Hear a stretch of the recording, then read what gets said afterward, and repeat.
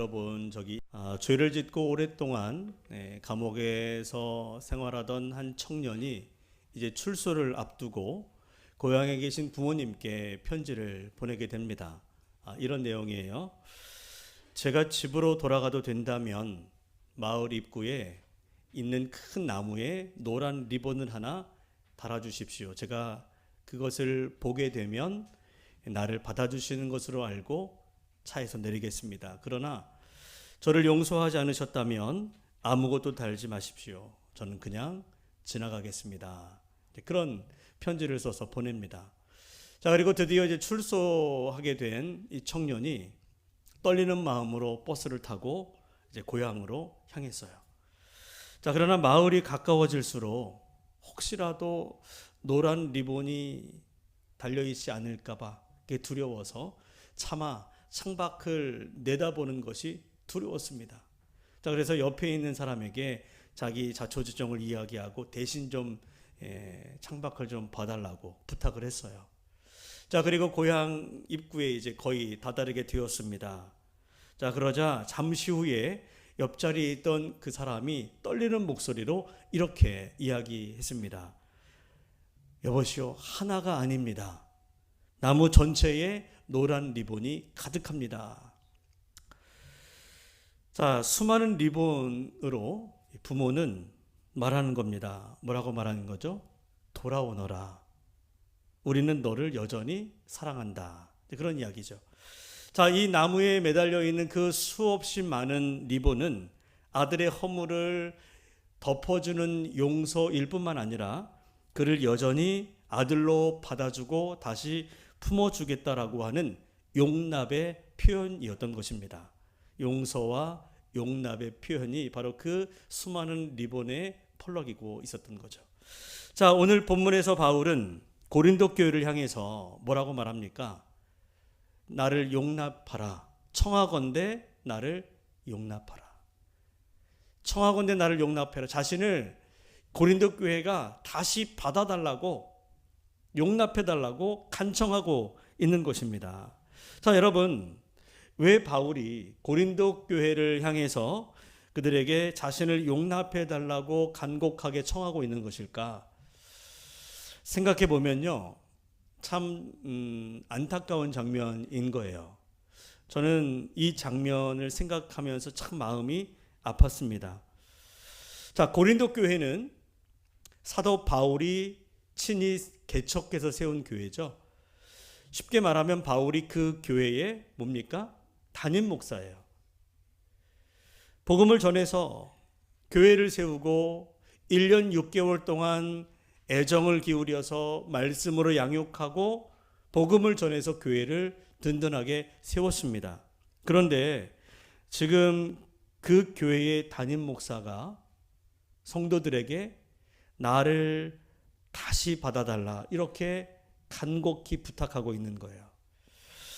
자, 여러분, 이렇게 된 데에는 사연이 있습니다. 사연이 있는데 바울이 고린도 교회에 머물면서 교회를 잘 세운 다음에 이제는 이 정도면 되겠다 싶어서 이제 다른 지역으로 복음을 전하기 위해서 바울이 떠나게 됩니다. 자, 그런데 바울이 떠나자마자 그 고린도 교회에 거짓 사도들이 그 틈을 타고 들어와서 잘못된 거짓된 가르침으로 이 고린도 교회의 성도들을 미혹시키기 시작합니다.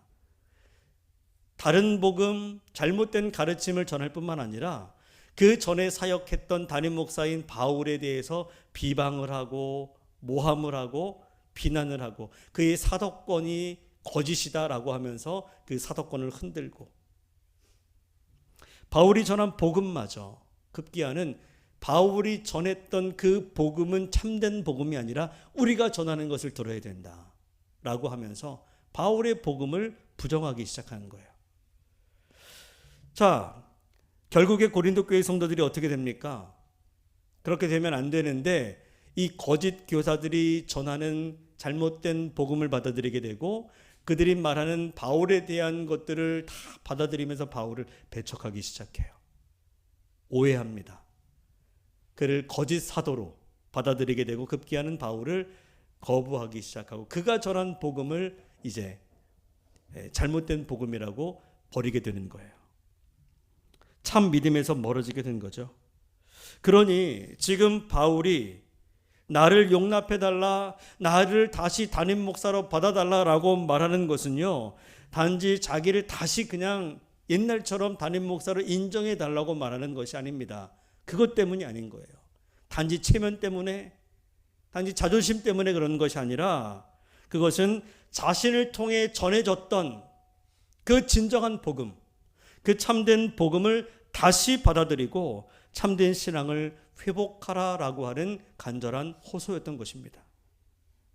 자, 여러분, 저는 이제 담임 목사로서 물론 저도 그렇게 해야 되겠지만 바울이 이렇게까지 자신을 낮추고 이렇게 성도들에게 부탁하는 모습을 보면 좀 비굴해 보인다. 이렇게까지 생각될 정도로 그렇게까지 해야 되나 할 정도의 생각이 듭니다. 자존심 상하는 일이죠. 그러나 바울이 이렇게까지 낮아지게 된 것은 그가 약해서가 아닙니다. 사람의 인정이 아쉬워서도 아니에요. 고린도 교회를 너무나 사랑했기 때문이죠.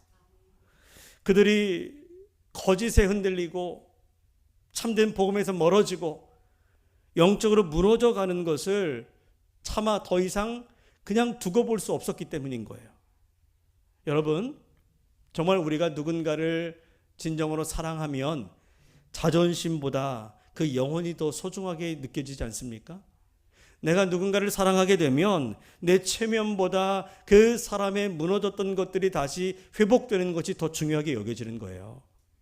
그래서 바울은 자신을 거부하는 교회 앞에서 기꺼이 자신을 낮추어서 나를 좀 용납해 달라고 부탁하고 있는 것입니다.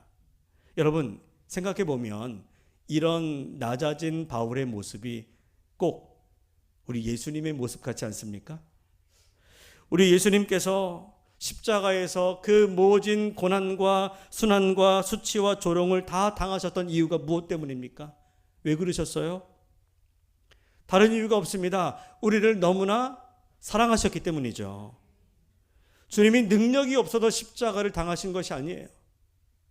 피할 수 없기 때문에 그 길을 끌려가신 것이 아닙니다. 오직 우리를 살리기 위해서, 우리를 용서하시기 위해서, 우리를 다시 하나님께 받아들여진 하나님의 자녀로 세우시기 위해서 스스로 낮아지시고 끝까지 십자가를 지셨던 것입니다. 그러므로 바울의 낮아짐은요, 단순히 비굴함이 아니라 영혼을 향한 사랑 때문에 낮아진 것이고 그리스도의 십자가를 담기 위한 신앙 때문에, 그의 믿음 때문에 낮아짐을 선택한 것입니다. 자, 그렇다면 여러분, 정말 오늘 주님께서 우리를 용서하시고 그래서 우리도 주님께 용서받고 또 하나님의 자녀로 용납된 우리가 이제는 그리스도의 제자로서 어떤 삶을 살아가야 될까? 오늘 우리는 그 질문 앞에 서게 되는 겁니다. 여러분, 오늘 말씀을 통해서 십자가의 사랑을 받은 우리가 어떤 마음으로 이 십자가의 길을 걸어가야 되는지, 그리고 우리 교회가 이 세상 속에서 어떻게 그리스도를 닮아가는 삶을 살아가야 되는지, 오늘 그 은혜가 여러분 가운데 있게 되기를 주의 이름으로 축원합니다. 자, 이를 위해서 우리 첫 번째는 내가 받은 용서의 은혜를 기억해야 합니다. 내가 주님으로부터 받은 은혜가 얼마나 큰 은혜인지를 잊지 말아야 됩니다.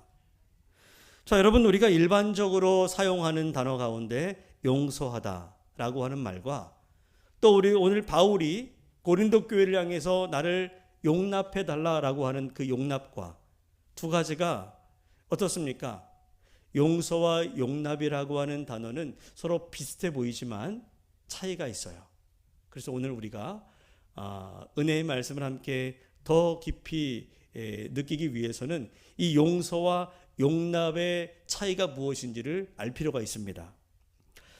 자, 여러분, 용서는 상대의 잘못과 허물을 더 이상 들추어내지 않고 정죄하지 않겠다라고 하는 마음이에요. 내게 상처 준 사람의 잘못을 더 이상 생각하지 않고 또 보복하지 않고 미워하지 않는 마음, 이게 용서입니다. 빚을 졌지만, 누군가 내게 빚을 졌지만 그 빚을 탕감해 주는 거, 이게 용서인 거예요. 잘못을 했지만 그거 끝까지 막 물고 늘어지는 그런 게 아니라 덮어주는 거, 이게 뭐라고요? 용서입니다. 자, 그런데 용납이라고 하는 것은요, 여기서 한 걸음 더 나아가는 것입니다. 용납은 누군가의 허물과 죄를 용서한 다음에 그 사람을 다시 내 삶의 영역 안으로 받아들이는 거예요. 이게 용납입니다. 다시 말하면 용서는 더 이상 너의 죄를 묻지 않겠다라고 하는 것이고, 용납은 이젠 너를 내 삶의 자리 안으로 받아들여서 다시 너와 함께 하겠다라고 하는 것입니다. 분명한 차이가 있어요. 여러분, 남을 용서한다는 것, 물론 우리가 살아가면서 내게 큰 해를 끼치고 또 내 마음에 큰 상처를 준 사람에 대해서 용서한다는 거 쉬운 일 아니죠. 그렇기 때문에 누군가를 용서한다는 것은 너무나 고귀한 일이고 가치 있는 일입니다. 그러나 여러분, 그를 용납하여서 다시 받아준다는 것은 어쩌면 용서보다 한 걸음 더 나아가는 큰 은혜라고 할 수 있어요. 여러분, 하나님께서 예수 그리스도의 십자가를 통하여 우리에게 베푸신 사랑, 그 사랑이 바로 용서와 용납의 은혜입니다. 이 두 가지가 십자가에서 우리에게 베풀어 주신 사랑이에요. 여러분, 우리는 본래 하나님 앞에서 죄인이었고 허물과 죄로 인해 죽었던 존재입니다. 여러분 인정하시죠? 하나님을 떠나 있었고 우리는 스스로 우리를 구원할 수 있는 능력이 없는 존재들이었습니다. 우리는 하나님 앞에 설 자격이 없었어요. 그런데 그런 자격 없는 우리가 하나님의 자녀로 받아들여진 사람이 되었다는 것, 오직 예수 그리스도의 십자가 은혜를 용서받고 그 은혜로 하나님께 받아들여진 사람이 되었다는 것, 여러분 이것이야말로 너무나 큰 은혜라고 할 수 있어요. 너무나 놀라운 은혜죠. 그런데 우리는 살아가면서 이렇게 예수님과 하나님으로부터 받은 용서와 용납의 은혜를 받았으면서도 값없이, 자격 없이, 아무 공로 없이 그 은혜를 받았으면서도 다른 사람을 향해서는 어떤가요? 내가 받은 용서와 용납의 은혜를 흘려보내지 못할 때가 더 많지 않습니까? 여러분, 이와 같이 우리가 누군가의 허물과 죄를 용서하지 못하고 용납하지 못하는 이유가 무엇일까요? 그 사람이 나에게 지은 죄가 정말 용서하기 힘든 너무나 큰 죄이기 때문에 그럴까요? 그것은 어쩌면 여러분, 내가 주님께 받은 용서와 용납의 은혜를 잊어버렸기 때문일 수 있습니다. 그 사람의 죄가 너무 크기 때문에 더 용서할 수가 없어서가 아니라 내가 받은 은혜가 얼마나 큰지를 잊어버렸기 때문에, 그래서 우리는 다른 사람의 허물과 죄를 용서하지 못하게 되는 것입니다. 여러분, 성도가 십자가의 은혜를 잊어버리면 그때부터 우리는 다른 사람을 정죄하기 시작해요. 내가 얼마나 큰 죄를 용서받았는지를 잊어버리면 다른 사람의 작은 허물이 크게 보이기 시작해요. 그러나 우리가 예수님의 십자가를 깊이 바라보게 되면 여러분, 우리의 생각이 달라집니다. 내가 주님께 받은 은혜, 주님께서 나 같은 사람도 용서하셨는데, 주님께서 나 같은 사람도 받아들여 주셨는데, 주님께서 나 같은 사람도 자녀로 삼아주셨는데 라고 하는 그분의 은혜를 기억하게 된다면 우리는 여러분 다른 사람을 대하는 태도가 달라질 수밖에 없어요. 그래서 용납은 내 마음이 넓어져야 온유해져야 할 수 있는 게 아닙니다. 내가 인격이 훌륭해져야 할 수 있는 게 아니라 내가 먼저 용서받은 자이기 때문에, 내가 먼저 주님께 용납되어 받아들여진 자이기 때문에, 그 은혜를 알기 때문에 할 수 있는 것이죠. 그 은혜가 너무나 고맙고 그 은혜가 너무나 감사하기 때문에 내가 그 은혜에 감격하여 그 은혜를 흘려보낼 수 있는 자가 되는 것입니다. 네, 우리 한번 따라해 보실까요? 나는 예수님의 보혈로 죄사함 받은 사람입니다. 다시 나는 십자가의 은혜로 구원받은 사람입니다. 우리 한 번 더 나는 하나님께서 자녀 삼아 주신 사람입니다. 우린 그런 사람들이에요. 이 사실을 잊지 않을 때 우리는 비로소 다른 사람을 향해서 용서를 베풀고 용납의 손을 내밀어서 그를 품어줄 수 있게 될 것입니다. 자, 예수님은 제자들에게 마지막 최후의 만찬 자리에서 서로 사랑해라 말씀하셨죠. 그리고는 또 하나의 말씀을 하십니다. 서로 용서해라 이렇게 말씀하세요. 그러므로 여러분, 우리도 예수님의 제자라고 생각한다면, 주님께 사랑받고 주님께 용서받고 주님께 용납받은 사람이라고 생각한다면 우리도 그 말씀대로 서로 사랑하고 또 서로 용서해야 합니다. 자, 그런데 여러분, 우리가 그렇다면 그 사랑과 용서를 실천해야 될 텐데 어디에서 어떻게 실천해야 될까요? 우리가 누구를 사랑하고 누구를 용납하고 우리는 어디에서 그리스도의 제자로 살아가야 될까요? 이 예배당 안에서만이 아닙니다. 우리가 살아가는 모든 자리에서, 내가 만나는 모든 사람들, 그들과의 관계 속에서 그분의 사랑과 그분의 용서와 그분의 용납의 은혜가 우리의 관계 속에 나타나셔야 돼요. 가정에서, 직장에서, 학교에서, 일터에서, 이웃과의 관계 속에서, 길거리에서 만나는 모든 사람들을 대하는 태도 속에 그리스도의 그 사랑이, 그 은혜가 실제가 되어 나타날 수 있어야 합니다. 그게 바로 용납의 정신으로 사는 삶이고 십자가의 길을 걸어가는 거죠. 여러분, 우리는 매일 만나는 사람들이 있어요. 매일 사람들을 만납니다. 그런데 그 사람들이요, 다 나랑 같은 사람들이 아니죠. 다 달라요. 뭐 외모만 다른 게 아니라 생각도 다르고 말하는 방식도 다르고 성격도 다르고 좋아하는 것도 다르고 일하는 스타일도 다르고 같은 것보다 오히려 다른 것이 더 많습니다. 함께 사는 가족들조차 서로 다른 면들이 얼마나 많은지 몰라요. 어떤 사람은 내게 친절하지만 어떤 사람은 좀 무뚝뚝해. 어떤 사람은 배려가 깊지만 또 어떤 사람은 늘 자기 중심적인 사람이 있어요. 어떤 사람은 매사에 신중하지만 어떤 사람은 덜렁대고 성급한 사람도 있죠.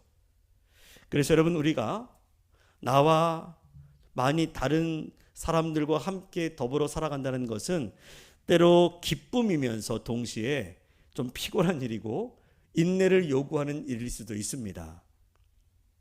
그래서 가까이 지낼수록 실망도 생기고요. 누군가 가까이 할수록 불편도 생기고 오래 만날수록 좋은 것만 있는 게 아니라 때로는 상처도 받을 수 있습니다. 그럴 때 우리가 살아가는 세상은요, 우리에게 이렇게 말합니다. 이렇게 해요. 조금만 불편하면 관계를 끊어라. 그래야 너가 편해질 수 있다. 조금만 상처받아도 밀어내라. 그래야 너가 상처받지 않을 수 있다. 조금만 너와 틀려도 정죄해라. 잘못이 있으면 정죄해라. 그래야 너를 무시하지 않을 것이다. 나와 다르다면 받아주지 말아라. 그래야 너가 좀 더 특별한 사람이 될 수 있다. 세상은 끊임없이 세상의 방식으로 우리에게 이렇게 요구합니다. 그러나 여러분, 하나님으로부터 용서와 용납의 은혜를 받은 사람은 세상과 같은 방식으로 살아가서는 되지 않습니다. 우리는 사람을 판단하고 정죄하는 사람이 아니라 오히려 사람을 품는 사람이 되어주셔야 돼요. 사람을 쉽게 판단하는 사람이 아니라 한 번쯤 더 이해해주고 한 번 더 배려하는 사람이 되어야 합니다. 그 사람의 허물만 바라보지 말고 그 사람도 하나님의 사랑이 필요한 사람이구나 라고 여기며 하나님의 사랑으로 그를 품어줄 수 있어야 돼요. 우리 예수님이 그렇게 살지 않았습니까?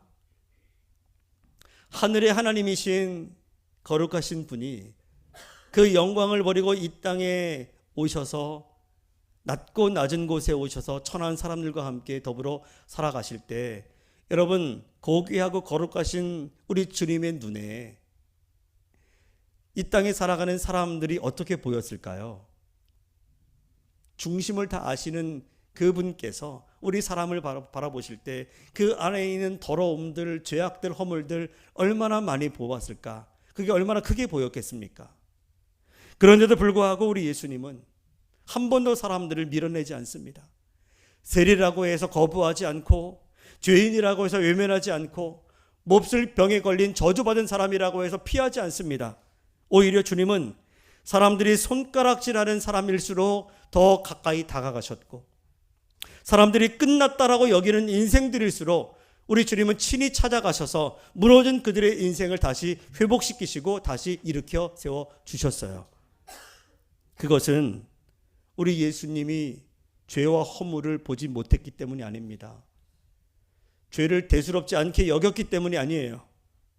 그것은 바로 한 영혼을 향하신 그 주님의 사랑이 너무나 크시기 때문이고, 그 영혼의 회복이 판단보다 먼저였기 때문에 우리 주님은 그 모든 허물과 죄에도 불구하고 그들에게 다가가셔서 그들의 손을 잡아주시고 그들을 안아주시고 그들과 더불어 함께 살아가신 것입니다.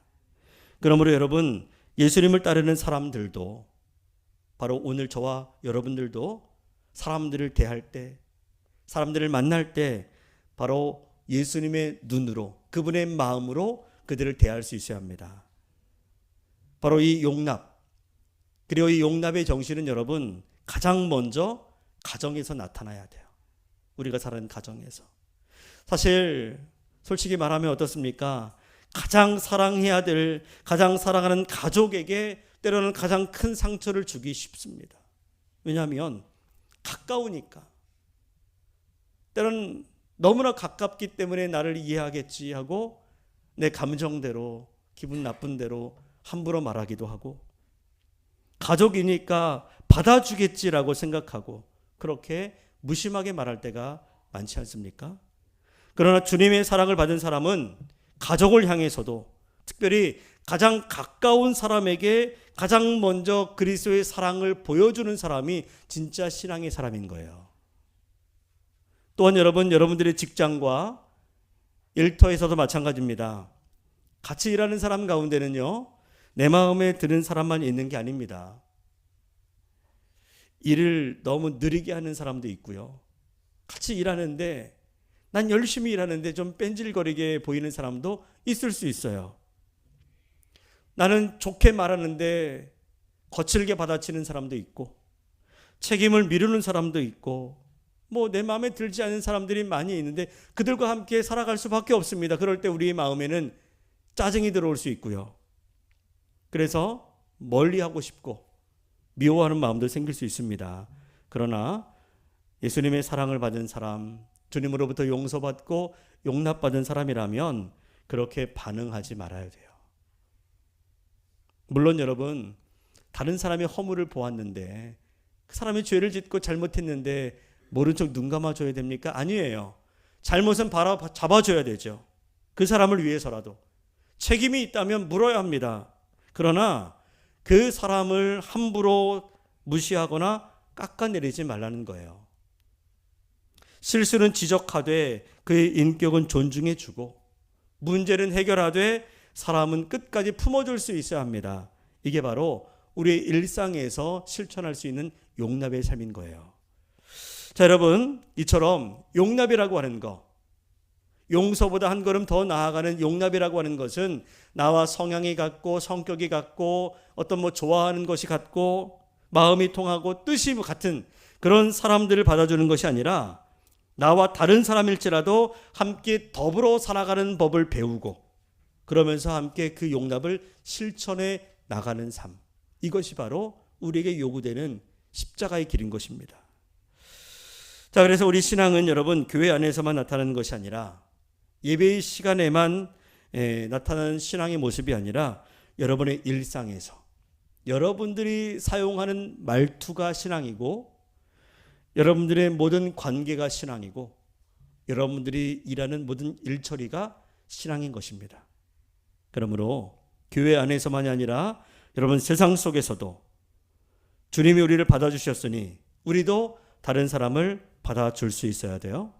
주님께서 우리의 허물을 덮어주셨으니 우리도 다른 사람의 부족함을 참아줄 수 있어야 합니다. 아멘 하십시오. 주님께서 우리에게 다시 기회를 주셨으니 우리도 다른 사람에게 다시 설 자리를 줄 수 있어야 합니다. 그런 용납의 사람들이 되시기를 바랍니다. 자, 그런데 여러분, 오늘 우리가 용서와 용납의 삶에 대해서 말씀을 들었는데 어떤가요? 잘할 수 있겠습니까? 그런 용서와 용납의 삶이 참 귀하다는 것을 알았지만 정말 쉽지 않은 것이 용서와 용납이죠. 그래서 이 용서와 용납의 삶은 결코 어떤 인격 수양이나 성품의 문제가 아닙니다. 이것은 내가 먼저 깊이 십자가의 은혜를, 그분의 사랑을, 그 십자가에서 내게 베풀어 주신 그분의 용서와 용납의 은혜를 깊이 깨닫고 그것을 받으셔야 돼요. 그 은혜를 아는 자들만이 살아낼 수 있는 거룩함이 바로 용서와 용납인 것입니다. 내가 결단했다고 해서 내 의지로 이룰 수 있는 것이 아닙니다. 예수님께서 먼저 우리를 그렇게 사랑하셨기 때문에 용서받을 자격이 없고 그래서 용납될 수 없는 존재였지만 주님께서 나의 죄를 대신해서 십자가에서 죽으셨고 우리를 용서하심으로 자격 없는 내가 하나님의 자녀로 받아들여졌다는 사실을 내가 깊이 그것을 믿고 인정하고 그 은혜에 감사할 때 우리도 비로소 십자가의 길을 걸어갈 수 있는 용납의 사람이 될 수 있습니다. 여러분, 지금 우리는 사순절, 영적 순례의 길을 걷고 있어요. 이 사순절은 십자가의 길을 먼저 걸어가신 그 주님을 깊이 묵상하는 시간입니다. 그냥 주님이 십자가의 길을 걸어가셨구나, 그것만 생각하는 것이 아니라 그 십자가의 길을 걸어가시는 동안에 쓰러지고 넘어지고 매맞으시고 피 흘리시고 고통당하셨던 그 모든 고난이 누구 때문인지 그것을 다시 한번 깨닫고 그 십자가에 담겨있는 그분의 사랑과 그 용서와 용납을 우리가 깊이 깨달을 수 있어야 합니다. 그럴 때에 우리도 그분이 걸어가신 그 길을 걸어갈 수 있는 거예요. 자기 주장보다 사랑을 택할 수 있게 되는 것이고 정죄보다 용서를 택할 수 있고 밀어냄보다 품어줌을 택할 수 있게 되는 것입니다. 그러므로 우리는 교회 안에서나 세상 속에서나 내가 속한 모든 공동체 안에서 이 십자가의 사랑을 따라 살아갈 수 있으셔야 합니다. 오늘 이 시간에 그 길 걸어갈 수 있기를 다시 한번 결단할 수 있게 되기를 바랍니다.